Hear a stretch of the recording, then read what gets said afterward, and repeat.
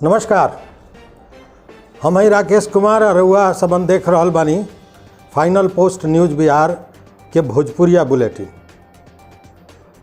आजकल पछिया हवा बड़ा जोर पर बा आ ओकरा चलते अगलगी के घटना लगातार हो रहल बा। तो सबसे पहले तो ई हम अपील करे के चाहतनी, रुआ सभे के कहे के चाहतनी कि सांझ में घूरा ओरा जे जरता ऊपर ध्यान रखला के गरज बा। लइका सब भुट्टा उट्टा पकावता ओकरा पर ध्यान देला के गरज बा, चूँकि ओकरे चलते अगलगी बहुत ज़्यादा हो रहल बा। अब जैसे देखी कल सहरसा के बनवा इटहरी प्रखंड में एगो घर में आग लागल आ लोग ओकरा के बुझाओ तले 100 गो घर स्वाहा हो गए। वैसे ही समस्तीपुर में एगो बच्ची सहित 2 गो महिला अगलगी में वो लोग स्वाहा हो गए। आई घटना कल्याणपुर थाना के रामभद्रपुर छक्कन टोली के है, जहाँ आग लागल लोग बुझाओ तले वहाँ एगो बड़ा सोनेलाल राय, उनकर पत्नी कौशल्या देवी, उनकर बहू संगीता देवी आ एगो पोती, तीनों जल के मर गए। तो ये बड़ा ध्यान देवे वाला बात बा। अब देखी बिहार सरकार के स्वास्थ्य विभाग के कुछ कारनामा मने गजब करता लोग भाई। पिछला दिन याद होई कि एगो मरल डॉक्टर के बहाली मने पदस्थापना कर देले रहे लोग सिविल सर्जन के। आ वैसे ही कोरोना से के जाँच भेल बाद में पता चलल सब फर्जिया जाँच रहे। वैसे ही अभी का कैले बा लोग कि एगो जिंदा औरत के मृत घोषित कर दिलक। आई पता चलल है मोटा मोटी बुझी जे 3 महीना के बाद। आ वो तब जब वो महिला स्वास्थ्य विभाग का सामने आके खड़ा हो गए। आई घटना का है तो वो महिला अपना पति का साथे रहे वाला है दिल्ली के। पिछला साल 2020 का दिसंबर में वो अपना नैहर अली पटना में उनकर नैहर बा बोरिंग रोड में। तो वही में अली, यहाँ अला पर पता चलल जे वो कोरोना संक्रमित हो गई। जैसे तैसे उनका के एम्स में ले जाके लोग भर्ती करलक। एम्स में उनकर इलाज भेल वो ठीक भेली, वो घरे चल गई। लेकिन जे कोरोना से मृतकों के सूची बनल बा, मरे वाला लोग के सूची, ओमे ओकर नाम। अब यानी आपदा विभाग मरे वाला का जे 4-4 लाख रुपया मुआवजा देवे के रहा, वो जब प्रक्रिया शुरू कैला का महिला का घर पर फोन कर गेल तब पता चलल जे महिला तो जिंदे बा। अब फिर अफरा तफरी पूरा जिला प्रशासन में कि का हो गया हनु। आ तब जाके बात पता चलल जे सारा वो जे सूची बनल रहे ओमें ई महिला, जीवित महिला के मृत ई लोग देखा देले रहे। अब आनन फानन में जितना सूची रहा उ सबके जाँच हो रहा बा। ई तो हाल बा जे बा से अपने का स्वास्थ्य विभाग के। अब देखी जे कोरोना होता, वही में कांग्रेस के जे प्रदेश अध्यक्ष बड़ा मदन मोहन झा, उनको कोरोना हो गया। वो ट्वीट करके बतैले हैं। आ जबकि पहिलका जे वैक्सीन बा फर्स्ट डोज उ ले चुका रहा है, तब वही बात भेल। अब एकाएक दरभंगा एयरपोर्ट पर भयानक अफरा तफरी मच गई। तो भाई बात का हो तब पता चलल कि एक आदमी जे मुंबई जाए वाला रहे ओकरा लगे से 3 गो कारतूस निकल गए, जिंदा कारतूस। ओकरा बाद में सुरक्षा उ सब जगह एयरपोर्ट ई सब पर तो सुरक्षा के बड़ा ध्यान होखल है। तो तुरंत ओकरा के गिरफ्तार कल गेल, पुलिस के देवल गेल। आ उ जो आदमी है वो अलीनगर थाना का अस्कौल गाँव के परमेश्वर यादव के बेटा रामविलास यादव। ओकरा जाके रहे मुंबई। तो ओकर कोनो दोस्त के गोली के गरज रहे। अब वो वैध बा तो जांच के विषय बा। तो 3 गो गोली अपना अटैची में चुरा के नुका के चल जात रहे। तब पहले एयरपोर्ट पर तो वो अपन टिकट देखा के घुस गए, लेकिन बोर्डिंग ला जब सब सामान के स्कैनिंग होए लागल तो ओमे स्कैनिंग में निकल गए। तुरंत अफरा तफरी मजरपुर सारा सुरक्षा कर्मी सब पहुँचल, ओकरा के दहल गेल, ओमे से कारतूस निकलल। आ बाद में ओकरा के पुलिस के सदर थाना के सुपुर्द कर देवल गेल। पता ही चलल जे वो बम्बई में जाके 3 गो गोली केहू के ओकरा देवे के रहे। आ ओकरा बाद ओकरा दुबई जाए के रहे। तो खैर ये मामला अब तो जांच के विषय बा कि का मामला रहे ना रहे। लेकिन जहरीली शराब के जौन मामला बा नवादा वाला, वो लगातार जारी बा। अभी तक मोटा मोटी 16 आदमी के मरे के समाचार आ चुकल बा, ये सबे जानता। लेकिन अबहुओ जब बीमार होए वाला लोग के स्थिति माने संख्या घटत नहीं के, होइए रहल बा। अब जैसे देखी हसुआ थाना के छतीहर गांव एगो बा हसुआ थाना में, ओमे के सीताराम चौधरी का लोग बीमार पड़ गए। सीताराम चौधरी भी दारू पी के, सीताराम चौधरी खुद बतैले कि गाँव में शराब बनल है आ उ शराब पीनी, ओकरा बाद में माथा चकराए लागल, कय होए लागल, पेट में दर्द होए लागल। खैर उनका के तुरंत लोग ले जाके हॉस्पिटल में भर्ती करल हक। वहाँ डॉक्टर इलाज उलाज कऽ के फिर आरो बढ़िया इलाज ला उनका के पटना भेज दिलक लोग। हालांकि वो जो डॉक्टर रहे हैं डॉक्टर अब्दुल्ला हक अंसारी जो इलाज करत रहे वो बाजाबता पुष्टि कैले कि शराब से ही बीमार भेल बा।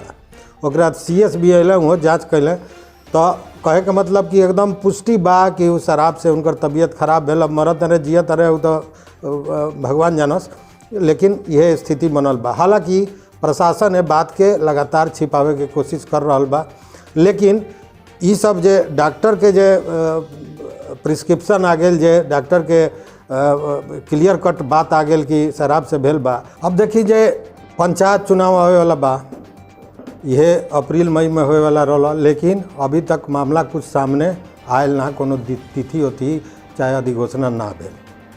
लेकिन ये भेल का तो जितना ही चुनाव लड़े वाला लोग रहा उ लोग का मुँह पर फेफरी पड़ गल बा। चूँकि गांव जवार के तो लोग जान गए जे कैंडिडेट हवन, तो कैंडिडेट के तो अरे हमरा कहे के मतलब कि जोले नोच खसोट वाला कहानी तो हर जगह चलल है, तो अब कैंडिडेट लोग के खर्चा जे बा से बढ़ल जाता। लेकिन पंचायती राज विभाग जे बा वो चिंता में पड़ गेल कि समय पर अगर ना होई चुनाव तब पंचायत के विकास के काम या पंचायत के आरो सब जे काम रहा वो कैसे होई। तो एकरा के लेके जे पंचायती राज मंत्री बनाए सम्राट चौधरी, वो अपना पूरा सचिव लोग के साथे बैठक कैले हैं। आ एगो जे बात सामने आ रहा बा कि हो सकता कि पंचायत चुनाव में विलम्ब होए, लेट होए, तो पंचायत के काम एडमिनिस्ट्रेटर द्वारा कल जाई। एला अब ई खंगारल जा रहा बा कि एडमिनिस्ट्रेटर का रूप में केकरा के बहाल कल जाओ, केकरा के नियुक्त कल जाओ। चूँकि अभी तक तो जौन स्थिति बा में नहीं के समझ में आवत कि चुनाव समय पर होई। चूँकि EVM के लेके सारा मामला रहा, रुआ लोग जानते बानी कि चुनाव आयोग दिल्ली कहले रहे कि EVM खरीद का पहले, चूँकि पहला बेर चुनाव EVM से होए वाला बा, तो EVM का पहले उ लोग से NOC लेवे के रहा, लेकिन NOC अभी तक मिलल ना, जना के लेके ये लोग हाईकोर्ट में भी चल गेल बिहार चुनाव आयोग कि जल्दी से एकरा के NOC मिलो। लेकिन कोर्ट के भी विलम्ब हो रहा बा। 6 तारीख के अगला सुनवाई बा, ओकरा बाद का होता ना होता, ओकरा बादे कुछ, ओकरा बाद तब EVM के खरीद होई तब चुनाव होई, तो लंबा प्रोसेस बा। वही से ये व्यवस्था कल जा रहा बा कि जैसे नगर निकाय ये सब में जब केहू ना रहा तो ना एडमिनिस्ट्रेटर के बहाली होकले, वही टाइप से गांव का पंचायत में भी एडमिनिस्ट्रेटर के बहाली हुई। आ वह लोग वहाँ के विकास काम के तोले देखी जोले कि पंचायती राज के चुनाव होके ओकर गठन ना हो जाता। खैर, लेकिन वही में एगो बढ़िया बात मुखिया जी लोग का बा तो पंचायत सरकार भवन के निर्माण के अप्रैल 2 कैबिनेट में फैसला भेल सरकार द्वारा। आ भेल कि पूरा बिहार के जितना भी पंचायत बा उनमें पंचायत सरकार भवन के निर्माण होई। लेकिन पहिलका जे दौर बा, पहिलका सत्र बा, वो में 244 पंचायत में पंचायत सरकार भवन के निर्माण के स्वीकृति मिल रहा। आवला बजाबते 155 करोड़ 87 लाख रुपया के स्वीकृति भी हो गई बा। लेकिन अब की जो सरकार कहलक वो कहलक नहीं, जो भवन जे बनी, जो सरकारी माने पंचायत सरकार भवन बने के बा तो उ बनावे के काम मुखिया के रही। पहले होत रहा कि दूसरा के संवेदक बनावल जात रहा, ओकरा थ्रू होत रहा, आ ओमे अपन हिस्सा बाटी तो लगते रहा, जानले बात में। लेकिन अब हिस्सा बाटी के मामला नहीं के, अब केहू बांटे वाला नहीं के, मुखिया जी खुदे करही हन। आ ओकरा बाद जानते बानी जे का होई ओमे ना होई।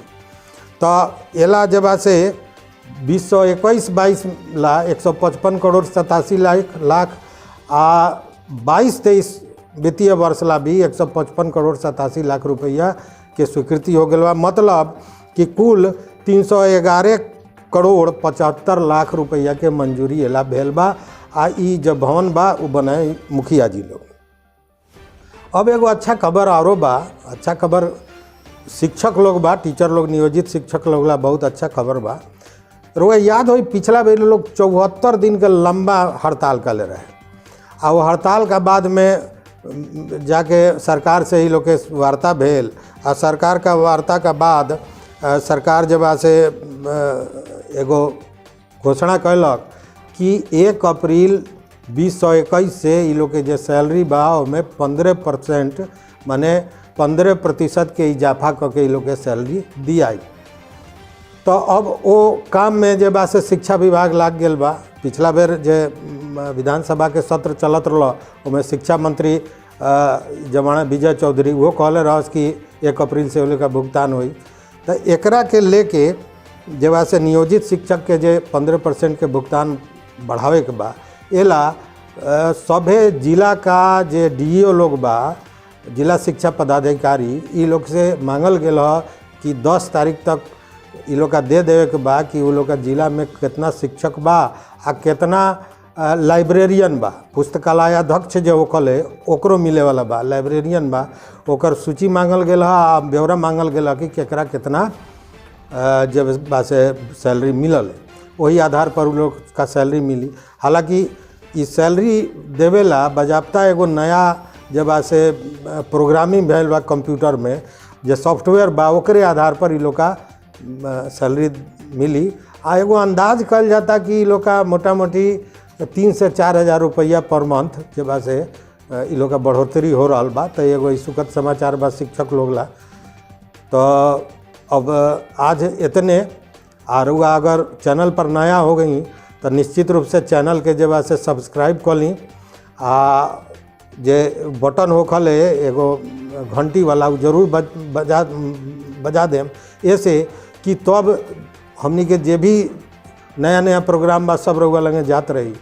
आ साथ में हमनी का फेसबुक आ ट्विटर के जो पेज बा, इंस्टाग्राम के पेज बा, ओकरो के लाइक करी। तो साथ देवेला बहुत बहुत धन्यवाद आ बहुत बहुत प्रणाम।